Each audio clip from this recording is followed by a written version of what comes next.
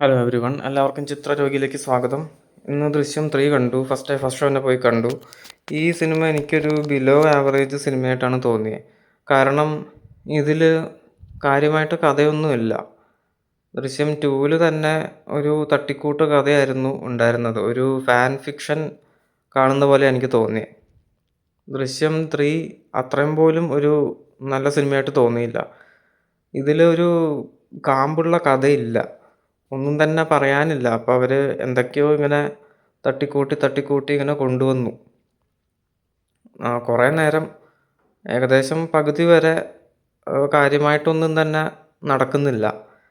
George കുട്ടിയുടെ വീട്, കുടുംബം, പുള്ളിയുടെ ബിസിനസ്, ഇതൊക്കെ എന്തൊക്കെയാണെന്നിങ്ങനെ ജസ്റ്റ് ഇങ്ങനെ കാണിച്ചു പോകുന്നു. വലിയ അനക്കമൊന്നുമില്ല.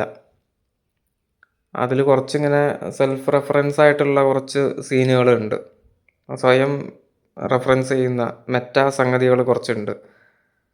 പിന്നെ അങ്ങോട്ട് കുറച്ച് കഴിയുമ്പോഴത്തേക്കും എന്തൊക്കെയോ ഇങ്ങനെ വരാൻ പോകുന്നു, വലിയ സംഭവമൊക്കെ വരാൻ പോകുന്നു.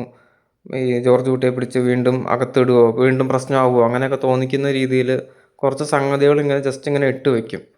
അവസാനം എത്തുമ്പോൾ അത് വലിയ മെനയായില്ല. അത് ഒരു തട്ടിക്കൂട്ട് ഒരു രീതിയാണ്. അങ്ങനെ അങ്ങോട്ട് പോയി. ഒരു നനഞ്ഞ പടക്കം എന്ന് പറയാം അവസാനമൊക്കെ എത്തുമ്പോൾ. എന്തൊക്കെയോ ഇങ്ങനെ ഭയങ്കര കഷ്ടപ്പെട്ട് എഴുതി ബ്രില്യൻസ് ഒക്കെ ഉണ്ടാക്കാൻ നോക്കിയിട്ടുണ്ട്. പക്ഷെ അത്ര ഒരു വർക്കായില്ല എനിക്ക്. അതിൽ ലോജിക്ക് പല ഭാഗത്തും ഇല്ല. പല ഭാഗത്തും ലോജിക്ക് ഒട്ടും തന്നെ ഇല്ല. അത് ദൃശ്യം 2-ൻ്റെ അത്ര പോലും ഇല്ല ലോജിക്ക്. ചില പ്ലാനൊക്കെ കണ്ടപ്പോൾ എനിക്ക് ഇത് വല്ലാത്തൊരു ഭയങ്കര കഷ്ടപ്പെട്ടവർ ഉണ്ടാക്കിക്കൊണ്ടുവരുന്ന ചില പ്ലാനൊക്കെ കാണുമ്പോൾ ഒട്ടും തന്നെ ലോജിക്കില്ലല്ലോ എന്ന് തോന്നിപ്പോയി. ചില ഭാഗത്തൊക്കെ മൊത്തം പാളിയിട്ടുണ്ട്. പിന്നെ ജസ്റ്റ് തീരാറാവുമ്പോൾ കുറച്ചൊന്ന് നമ്മളെ ഒന്ന് സന്തോഷിപ്പിക്കാൻ വേണ്ടി കുറച്ചിങ്ങനെ എന്തൊക്കെയോ ഇങ്ങനെ കൊണ്ടുവന്ന് ഇട്ടിട്ടുണ്ട്.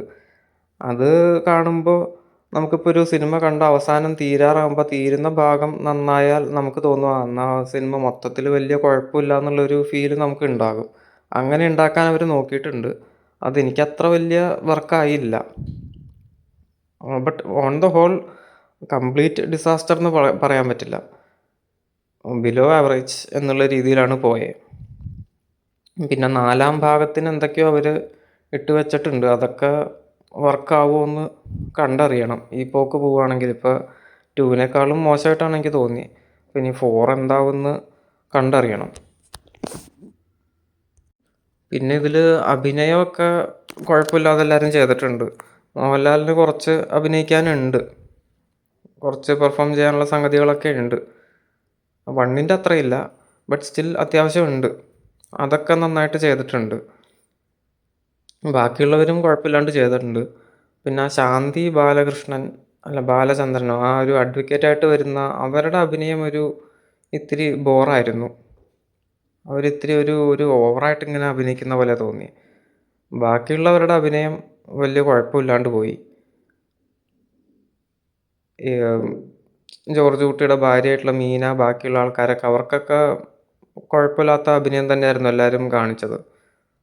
പിന്നെ മ്യൂസിക് ഇടയ്ക്കെത്തുമ്പോൾ വലിയ കുഴപ്പമില്ലാണ്ട് നന്നാകുന്നുണ്ട്. അത്ര നേരം ഒരു പകുതി മുക്കാൽ ഭാഗം വരെ വലിയ കുഴപ്പമില്ലാണ്ട് ഇങ്ങനെ പോയി. മോശം പറയാനില്ല, വലിയ കുഴപ്പമില്ലാണ്ട് പോയി. പക്ഷെ അവസാനം എത്തുമ്പോൾ കുറച്ചൊന്ന് നമ്മളൊരു ചില സീനൊക്കെ ഇത്തിരി ഒന്ന് എലിവേറ്റ് ചെയ്യുന്നുണ്ട്. മ്യൂസിക് ഇങ്ങനെ ഒരു ത്രില്ലിംഗ് ആയിട്ടുള്ളൊരു മ്യൂസിക്കൊക്കെ കൊണ്ടുവരുന്നു. പിന്നെ മേക്കിംഗ് വലിയ കുഴപ്പമില്ല. എനിക്ക് തോന്നുന്നു ദൃശ്യം 2-നേക്കാളും കുറച്ച് ഭേദമാണ്. 2-ലൊരു സീരിയൽ പോലത്തെ മേക്കിംഗ് ആണെന്നൊക്കെ പറഞ്ഞു. അതിനേക്കാളും കുറച്ചും കൂടെ ഒരു മെച്ചപ്പെട്ട ഒരു രീതിയിലാണ് 3 എടുത്തേക്കുന്നത്. സീനുകളും ഷോട്ടൊക്കെ കാണുമ്പോൾ കുറച്ച് ഒരു രസമുണ്ട് കാണാൻ. മൊത്തത്തിൽ വലിയ ഒരു മെച്ചമില്ല സിനിമ. ശരിക്കും ബിലോ ആവറേജ് എന്നേ പറയാൻ പറ്റുള്ളൂ.